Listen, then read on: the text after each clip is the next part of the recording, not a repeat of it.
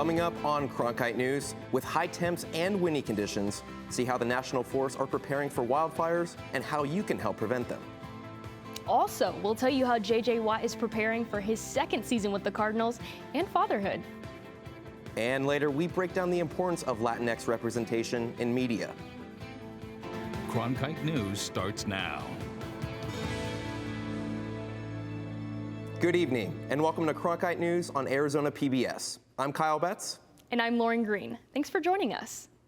High temperatures and persistent drought means national forests and public lands across the state are experiencing extreme fire conditions. Julio Mora Rodriguez heard from members of the National Fire Prevention Team on how the community can keep blazes from igniting in the first place. The Southwest has seen its fair share of fires this year. Arizona hasn't had quite as many wildfires as other regions. However, fire prevention teams remain on high alert, knowing the next blaze could be at any moment. I think that we're going to be experiencing a lot more lightning this year throughout the high country. And so I think that that's going to pose problems just if we don't get enough moisture to back it up. So these firefighters are used to facing flames.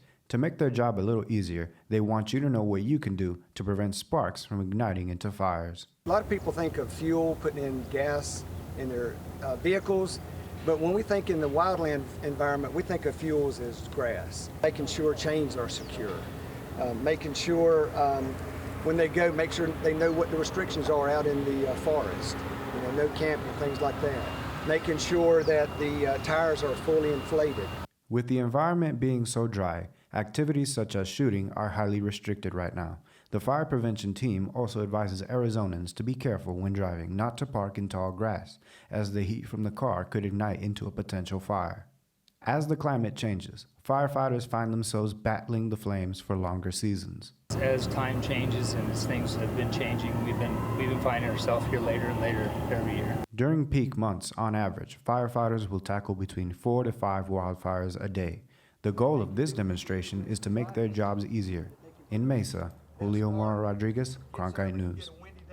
According to the wildfire education team, half of the wildfires in Arizona are human caused. So until the monsoons come, it's important for Arizona residents to be aware of how they can prevent accidental fires. Much of the state is in an excessive heat warning through Sunday. With temperatures rising, I'm sure we'll all be turning up the AC and running up our energy bills. Rachel Fortunato has some tips to help save money and energy this summer. It's not uncommon for the average Arizona electric bill to double in the summer. Arizona utility companies have some simple tips to save energy and money. During summer months, ceiling fans should run counterclockwise and can keep you up to 5 degrees cooler. Think about switching to LED light bulbs. They last at least 15 times longer than traditional bulbs and emit 90% less heat. It may sound counterintuitive, but you should turn your thermostats up a few degrees. Every degree can save you up to 3% on cooling costs. If you're heading out for vacation, make sure to turn that thermostat up even more, up to 85 degrees. Finally, in addition to making sure your air conditioner is in good working order, be sure to clean up around the unit.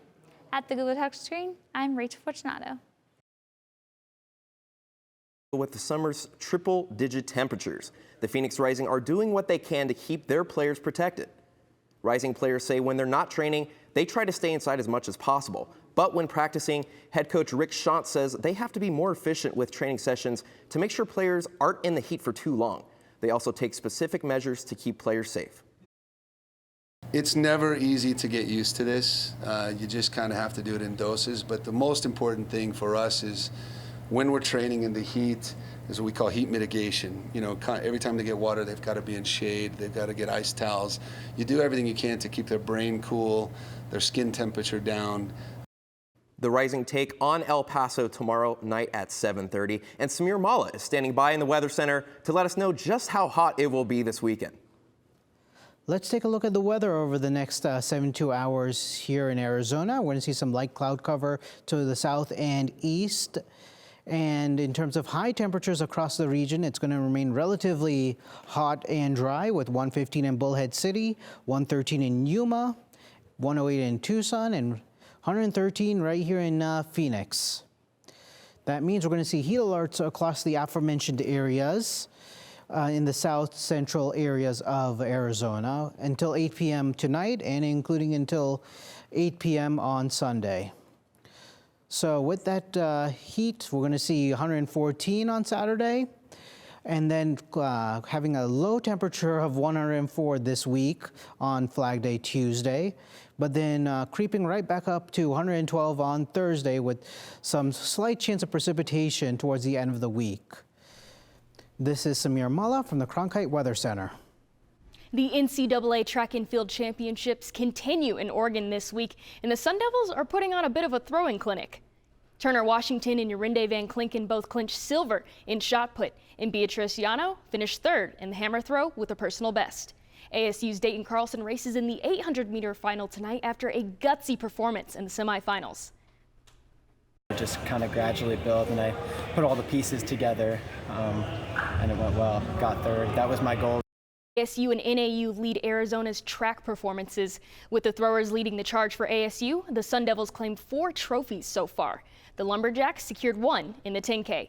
ASU will have 5 men competing in the finals tonight on the field and the track. In Northern Arizona, we'll have 2 distance runners looking to podium. The women will kick off their finals Saturday. The Cardinals wrapped up organized team activities this week, and the team had good turnout for the optional practices from their veteran players, including J.J. Watt. Cronkite News reporter Brianna Garcia has more on Watt, who's had a busy offseason. J.J. Watt is hoping his second year with the Cardinals gets off to a better start. Watt separated his shoulder just 7 games into the 2021 season. The mindset for the 33-year-old this summer is waste no time.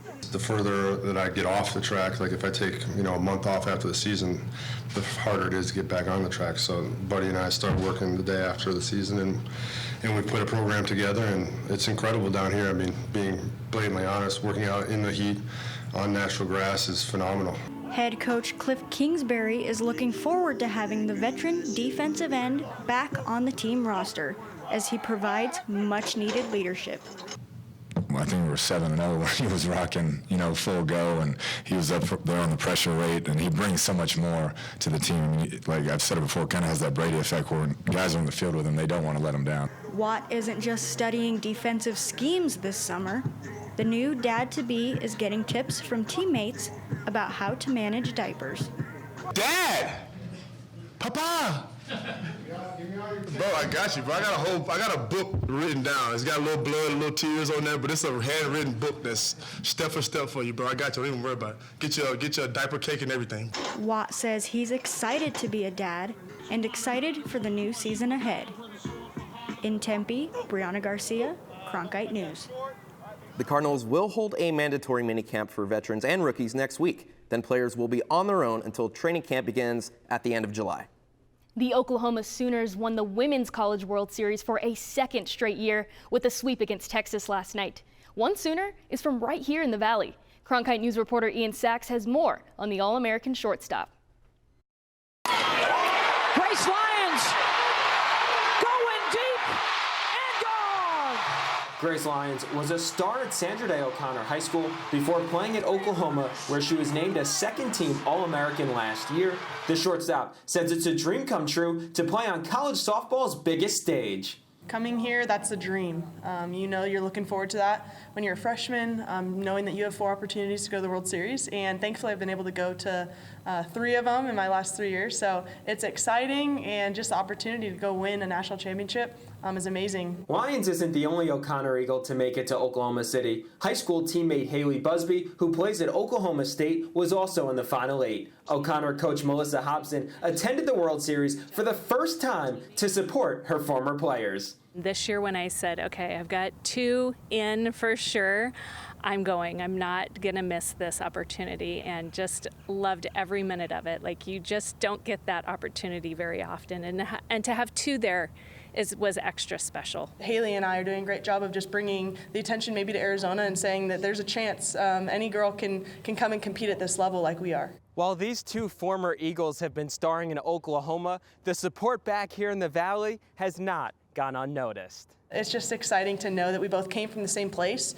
and the Arizona roots are coming out. Lions will be joined on the Sooners next year by O'Connor's JOCELYN ERICKSON, who won the Gatorade Arizona Player of the Year award. In Phoenix, Ian Sachs, Cronkite News. Oklahoma has now won 6 national titles, including 4 of the last 6.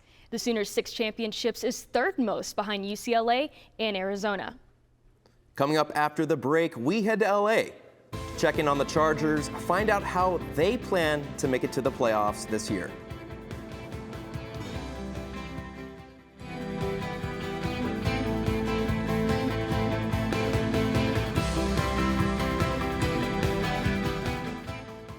Passport is adding new shows and doubling the number of episodes for you to stream. For the first time ever, our most popular programs have been selected just for you. But there's so much more. Whether you like to travel, wow, feast, and calories don't count. Look back. That is me. Discover. You know the whole story. There's something for everyone. Let's get to it right away. Stream on any device with Passport on the PBS Video app.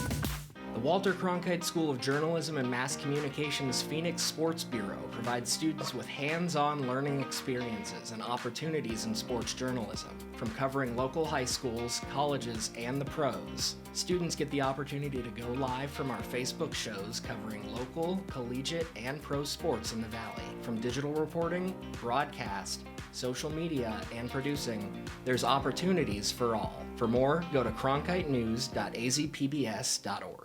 It's prime time on your time. Watch Prime Afternoons every weekday on Arizona PBS. Did you miss a show in the evening? Then catch up on Prime Afternoons, your favorite dramas. No more bloody heroics. Antiques Roadshow. Really? Nature and Nova. It's time to reintroduce some wonder into this miracle of nature. All of the best from PBS on Prime Afternoons. Weekdays starting at 1:30, only on Arizona PBS.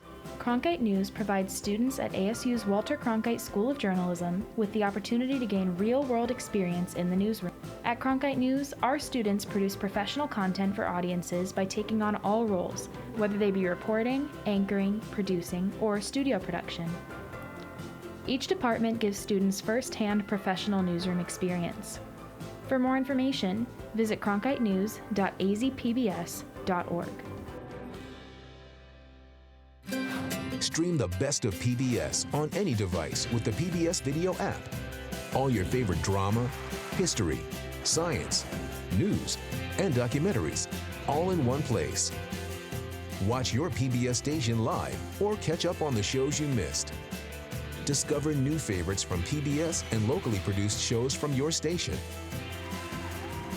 Sign in and start streaming today.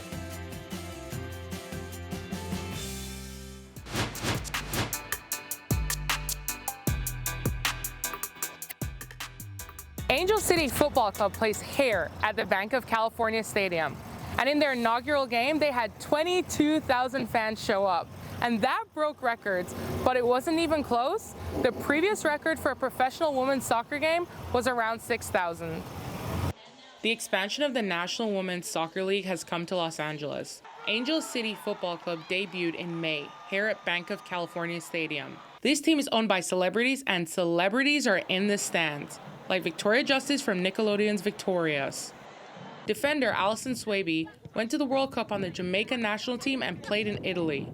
And she hasn't seen anything like this. Yeah, I think obviously attendance here has been, world class. You're not seeing those numbers for the game anywhere. So it's really been exciting to have so many fans at our games here. Houston goalkeeper Jane Campbell made one of the top double saves of the year in a recent game against Angel City. Campbell is a member of the national squad and won bronze in the Tokyo Olympics. She says this crowd and this stadium have changed soccer for women. I mean, Angel City has literally put NWSL on the map just based on this stadium, the fans, their setup, and it grows the league. And as an expansion team coming in to have this, it's quite incredible. ACFC midfielder Lily Nabet grew up in LA. Like most places, there was no women's professional soccer team. Now little girls have something to look up to. Honestly, I think it's just another step for little girls to see that they can achieve their dreams. especially in a place in LA where we're trying to cultivate that community, that vision for young athletes. With the addition of 2 California teams, ACFC and the San Diego Wave, there are now 12 NWSL teams. They hope to have 14 in 2 years with the addition of Salt Lake City and Atlanta. As of right now, Arizona is not on the list.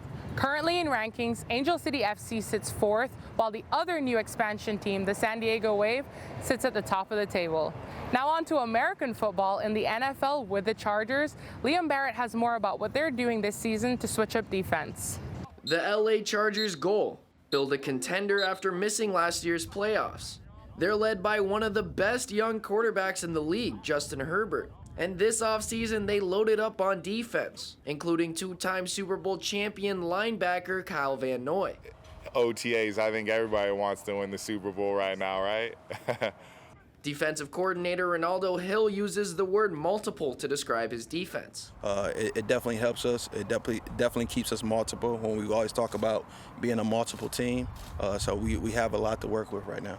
In a competitive AFC West, the Chargers are getting ready to go to battle this season. But that also means they have to build new chemistry, something head coach Brandon Staley preaches. Staley's done a very good job in terms of getting us to be as a team. He's very, prominent about being a team and, being a family, because these are your brothers that you're going to battle with every Sunday. Van Noy keeps it loose in the locker room and with the media. You got me, man. After working with big personalities like Tom Brady, he knows how important it is to build an identity with talented players. Talent can start you, but it's not going to get you anywhere if you can't put it together. The more we continue to work together and work some more, I think we'll be all right. They missed the playoffs by 1 game last season. Now they hope to have multiplied their chances to win their division. In Santa Ana, Liam Barrett, Cronkite News. And that's it for your Los Angeles Sports Report. I'm Victoria Samuels. Back to you. Thanks, Victoria. Well, that's it for Cronkite News tonight, and thanks for joining us. For top Arizona stories anytime, go to cronkitenews.azpbs.org. Next on Break It Down, we discuss the importance of Latinx representation in the media.